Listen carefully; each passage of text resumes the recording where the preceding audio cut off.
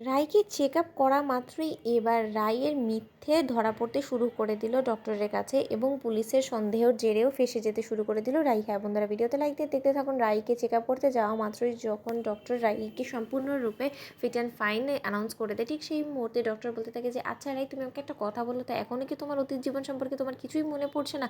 না, কারণ তোমার এমআরআই রিপোর্ট কিন্তু অলরেডি আমার হাতে এসে পৌঁছেছে, আর এতে কিন্তু তোমার যথেষ্ট পরিমাণে ব্রেনে কোনো ড্যামেজ নেই, সেটাই আমাদের রিপোর্টসে এসেছে। কিন্তু এখন তার সত্ত্বেও ন্যাচারালি কেন তুমি রিকভার করে উঠতে পারছো না, কেন তুমি কোনো কথাই মনে করতে পারছো না, সেটা নিয়ে এখন আমার যথেষ্ট পরিমাণে টেনশন হওয়া শুরু করে দিয়েছে। অন্যদিকে রাই মনে মনে বলতে থাকে যে সত্যকার অর্থে তো আপনার সন্দেহ হওয়াটাই ঠিক, কারণ আপনি ডক্টর মানুষ, আপনি নিশ্চয়ই খুব ভালো করেই খুঁটিয়ে দেখেছেন।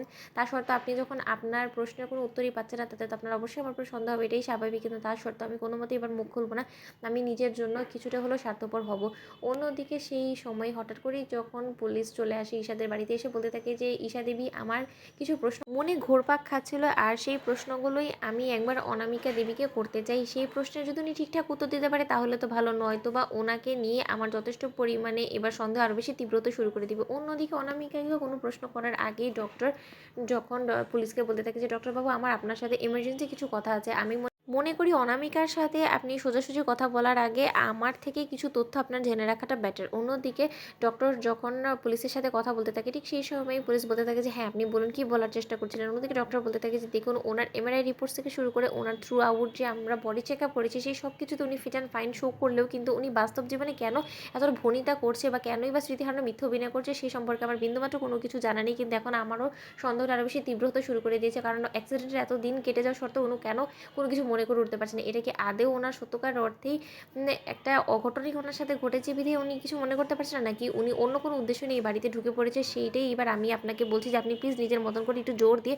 ইনভেস্টিগেট করার চেষ্টা করুন, কারণ এমনটা না হয়ে যায় যে আমার কারণে ঈশার গোটা পরিবার বিপদে পড়ে যায়। অন্যদিকে পুলিশ অফিসার বলতে থাকে যে দেখুন, আপনি যেটা সন্দেহ করছেন সেই একই সন্দেহটা আমারও হয়েছিল, কিন্তু আমি যতদূর ওনার বিষয়ে যাচাই বাছাই করে বার করতে পেরেছি, খবর এটাই বলছে যে উনি কোনো দাগি আসামি না, যে উনি জেল থেকে পালিয়ে এখানে আশ্রয় নিয়েছে।